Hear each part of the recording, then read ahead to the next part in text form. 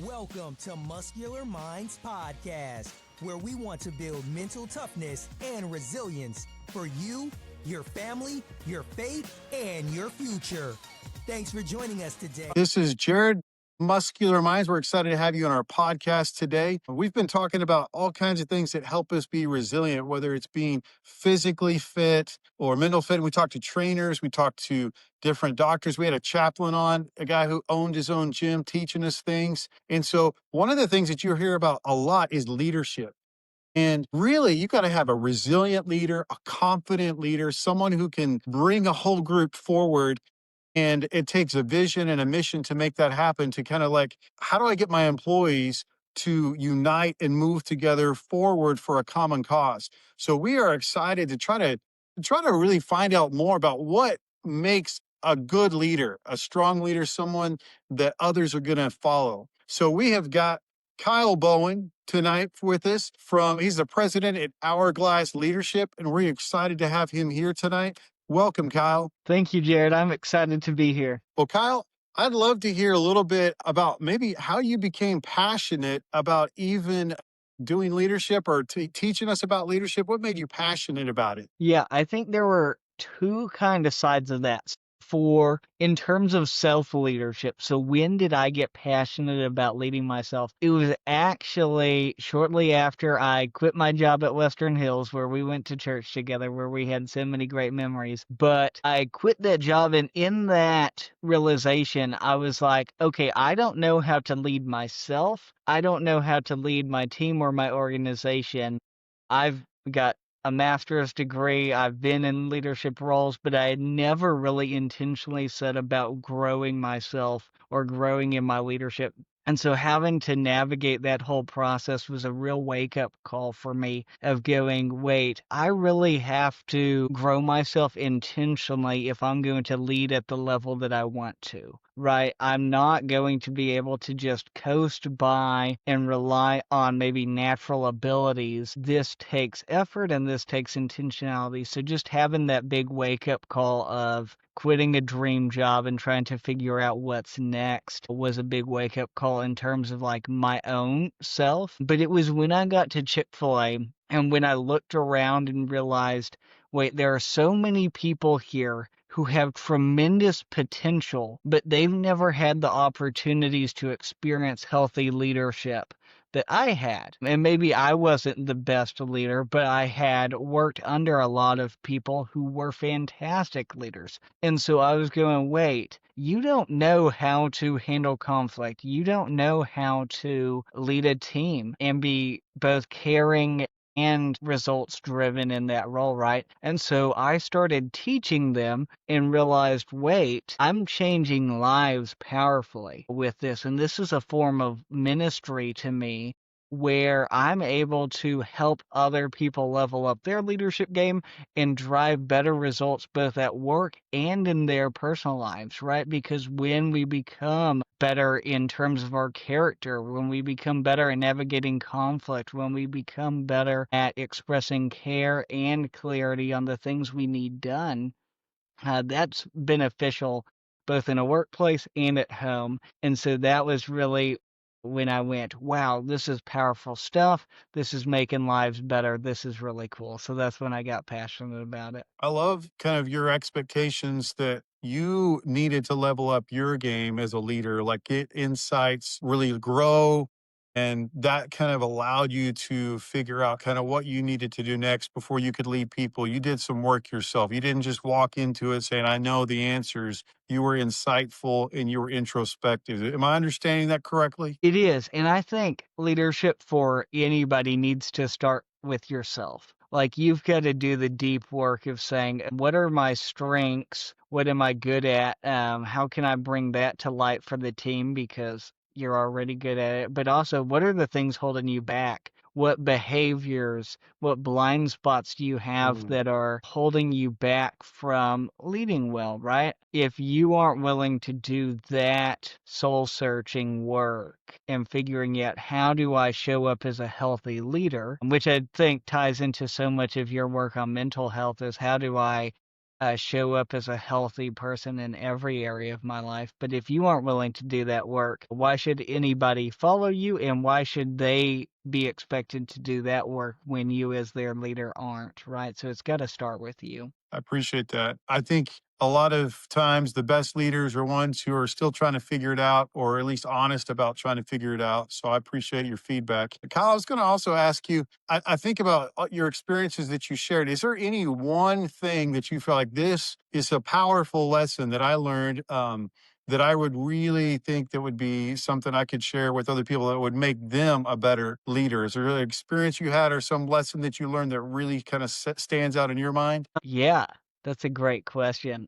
I think the one insight I would say is that when we get really good at communication and how we talk to people, that's the most common thing in anybody's job, right? As I'm talking to people, the one takeaway that is clear is that where people experience the most conflicts or the best results are when they're having to work with one another, right? And it's like, okay, if everybody can level up their communication game and figure out how to talk to one another, how to handle conflict as it arises, how to communicate both clarity and care in every conversation that they're having, that will level up your game no matter what field you're in, right? Whether that's engineering or teaching or business, everybody's working with other people, right? And so it's like, okay, the better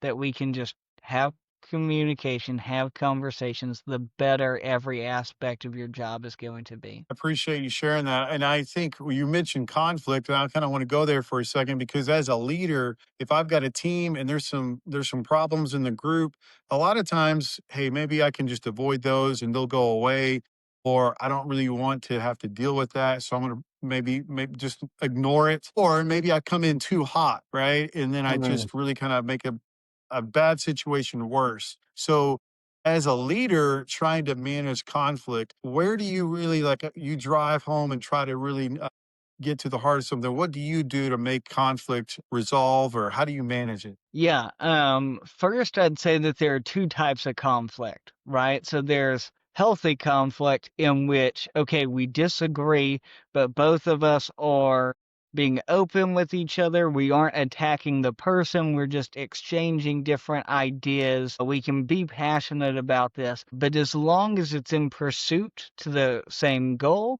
and as long as we can walk away still in a healthy relationship with each other, that should be encouraged, not discouraged, right? And I think some leaders squelch on any sort of conflict, even if it's healthy conflict, because they want, smooth sailing seas. But conflict can really make a team healthier because it allows everybody to be fully bought in. Everybody can really share and feel valued because their ideas are being heard, right? And so if the conflict's healthy, encourage that. Don't back away from that. But there's also a lot of unhealthy conflict where it's not in service of the team, it's not in service of any common goal, right? It's all about one person's ego or one person's agenda, right? And we see this all the time, right? And so I liked what you were saying of, okay, there's different ways that this conflict can go, right? As a leader, I can avoid it because it's uncomfortable, right? I don't want to do this. I don't want to do that, which is really just an abdication of leadership, right? It's like, no, if you're getting paid, if you have the title of leader, it's your responsibility to handle conflict. And if you don't want that responsibility, why are you a leader, right? As, the famous Spider-Man quote from Uncle Ben is, with great power comes great responsibility. This is the responsibility of leadership, is that you wade into conflict, bring care and clarity to it, and work through it for the good of the team, right? If you aren't willing to do that, don't be Spider-Man. Um, the other thing you said was, okay, maybe you don't want to speak up because you're afraid somebody's feelings will get hurt, right? And I see this all the time, especially with Christian leaders, because we're taught to be nice, we're taught to be kind. And so it's like, okay, I don't want to step on anybody's toes. But a lot of times, all that is punting on the situation. And so the situation isn't resolved. It just gets worse and worse until it explodes into a worse problem. And so, in our effort to be nice or maybe to not hurt anybody's feelings or step on any toes, all we're doing is setting them up for a future failure. And so, really, the nice thing to do, the kind thing to do, is to step in, have that difficult conversation, bring clarity and resolve. Okay, hey, these standards aren't being met. We really need to raise your game, and this is the behavior that's a problem. This is what we need to resolve this. This is how we're going to measure it. This is how I'm going to help you, right? And we get crystal clear on the behavior that needs to change, right? The third one you mentioned is, okay, what happens when a leader comes in too hot? I see this all the time. It's probably one that I'm naturally a little bit tended to sometimes, but we come in and we are crystal clear on what the problem is, right? But a lot of times we aren't attacking the problem itself, we're attacking the person. And instead of saying, hey, this behavior isn't right, we just say, you suck. Right? And they, instead of feeling uplifted and knowing what behavior needs to change, they just feel belittled, right? Or even if they're clear on what needs to change, they still feel so small that it's good in the short term, but in the long term, they kind of revolt, right? And so with that, it's like, okay, if you get a leader come in too hot all the time, you need to just back off a bit and say, okay, let's focus on the behavior. That's what's wrong, not the person. But also, how do we still make them feel cared for? How do we still make them feel dignified in this conversation? So no matter what area you pivot towards, you have to bring clarity and care to every conversation. That's your job as a leader. Do they know what behavior needs to change? Do they know what that behavior needs to look like going forward? And do they walk away knowing that you care about them and what's best for them? Right? And if you can knock So, out those three things in a conflict, you'll be golden. I mean, those sound really hard to manage. I appreciate the insights, though. Like, let me lean into the conflict. I think I heard that. Not back away from it, not be afraid of it, but then kind of like, how do I do this where I address the behavior, I deal with the situation, but I'm also sensitive to like the person and the relationship I have. And I think that might be the hard part because when we have a relationship with people, then we tend to want to maybe ignore a behavior or let a behavior slide. And so then we take the opposite stance where I don't want to be close to anybody that I work with. So I can kind of really nail down and be strict and objective about what I'm doing. So I think it's a delicate balance and walk, but trying how do I have a relationship, but also be able to address behaviors as a leader? It sounds like I've just really got to be clear with people, but I also have to care with them. And maybe I have to know my role as the leader. I'm not a fellow worker. I do have a different role here. Yeah. And I think it goes back to a lot of times your best friends are the ones who can tell you the hard truths, right? Because you know that they care about you so much that they're willing to get clear with you, right? And does that mean it always feels good? No. Right? And it may be awkward for the next couple days, right? But then you go, I really needed to hear that. And so that's the same position of a leader is, okay, is this going to always feel good? No, but when I'm clear that, okay, I'm doing this for you, what I'm saying is for you, and when we're really clear on this is to benefit you, this isn't to hurt you, this isn't to make you feel bad, this is for your future growth. When we approach it from that way and we've developed trust over the years or months working with this person where they know, okay, this person isn't full of it, they are actually for me, then they buy it. But if the only time you talk to them is to say, this is what you're doing wrong, of course they aren't going to believe you, right? If the only time you give them feedback is to say, "Hey, you aren't doing this right. Why would they believe you?" But when you marry all of this and the times of hard conflict with daily praise and recognition of, "Hey, you did great today. You're killing it in X, Y, and Z," and getting really specific with praise, that helps you come around for those times where you need to correct somebody. And then they buy in because they know, wait, for weeks now you've been investing in me, caring for me. Okay, I may not like this as much, but I still know the place it's coming from.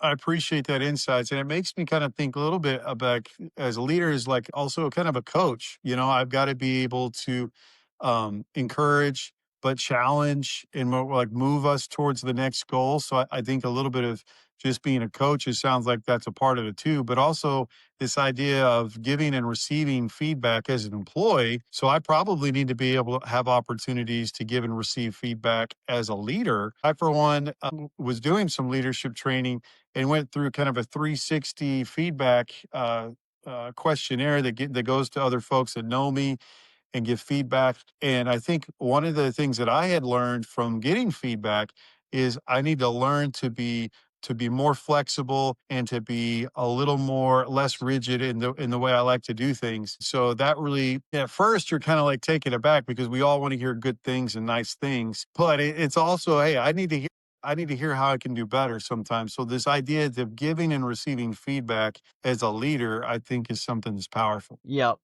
And Patrick Lencioni, the leadership and teamwork expert, says that the foundation of teamwork is trust that's created through vulnerability. So if we as leaders aren't willing to open ourselves up to feedback and correction and to sometimes have our toes stepped on, then why would our team ever open up to us, right? And so we've got to lead the way, and sometimes it's going to hurt, sometimes it's going to be painful, sometimes it's going to be messy. But if we set the tone and say, okay, this is where I need to grow, this is the feedback that I've heard from you, this is how I'm trying to put that into practice. Please hold me accountable if you see me slip up, or if this isn't working as well as I thought it would, let me know, right?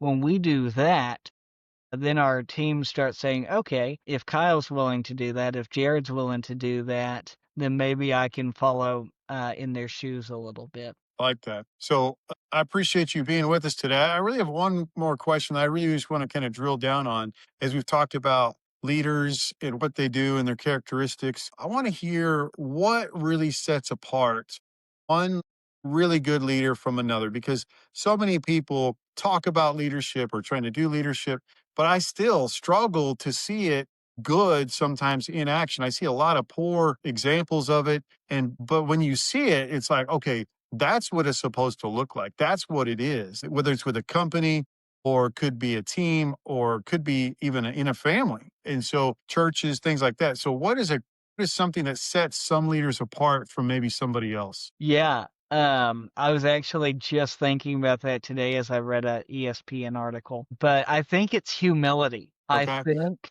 it's humility in that, okay, how do I not always have to be right? How do I listen for my team? How do I be vulnerable? How do I be willing to learn and grow? And after I've learn and grow some more.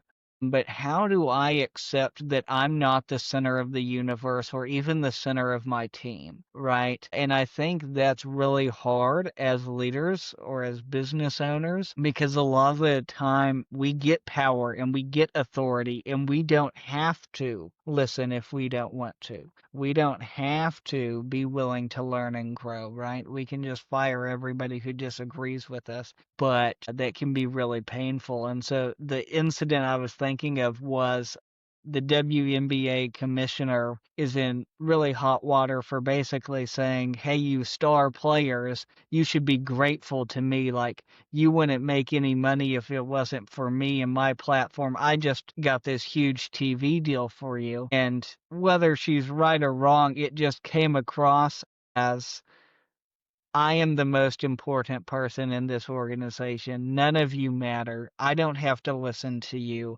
I don't have to do what's best for you. It's all about me. And you can lead like that, but your results are probably going to be short term at best. Over the long term, your team's probably going to fade away from you and revolt and rebel and leave because they know that you don't want what's best for them. You only want what's best for you. And so without that humility to say, my role is to support the team. My role is to help you find success. My role is to help this organization succeed well after I'm gone. If you're not willing to do that as a leader, if you only say, this is all about me, again, that's not true leadership. That's not what this is about. That's not the example that Jesus provided us. And I'd say that really reflects some unhealthy mental thoughts and beliefs about yourself. Well, I agree that I think humility is an important kind of thing in our makeup as just people anyway, but as a leader. So I don't have to always have the right answer. This is kind of a shared struggle that we're going through. So I absolutely agree with that. That humility is an important component in a successful leader because nobody gets it right all the time. And I also think that the opposite of leaders being humble is, like you say, arrogant and thinking you're the main character in the story and in the company and all that. Yeah. Kyle, I appreciate any final thoughts on leadership that you want to leave us with today? Yeah, I just kind of highlight what you do and the work you do because so much of leadership comes down to how healthy am I in every area of life. And I think that's a big focus of Muscular Minds is how do I promote mental health, mental fortitude, and mental resilience. And if you as a leader aren't working on getting as mentally healthy as you can't fully show up for your team. And there will be days when stress hits that you respond in unhealthy ways because you haven't done the deep work of getting as healthy as you can, right? And it's an endless battle, right? It's not like, oh, I got to 100% mental healthiness at 31 and now I'm good for the rest of your life, right? I wish it was that easy. But it is something where every leader has that responsibility that, okay, all of these people are trusting us to show up as best as we can, right? And there are days where they're going to give us grace because we're going through stuff, but we should be working on ourselves. And so I'm really grateful at the work you do, helping families and parents and just individuals work on mental health and resilience. And so I think that's super huge for leaders. Well, I appreciate that, Kyle. And obviously, we do focus on mental fitness and confidence and resilience because we recognize it's tough out there. No matter what role you find yourself as a leader, as an individual, a parent, or whatever you're doing out there, it's hard work sometimes to stay at a high level. And so we appreciate you coming by, Kyle. And it is Kyle Bowen, president at Hourglass Leadership. And you can find him on LinkedIn, and we are excited to have him today. And as always, feel free to check us out on muscularminds.com, and you can find us on our website or on YouTube, and we'll see you next time. Thanks for joining Muscular Minds today, where strength isn't measured by how much you lift, but who you lift up. And that starts with you.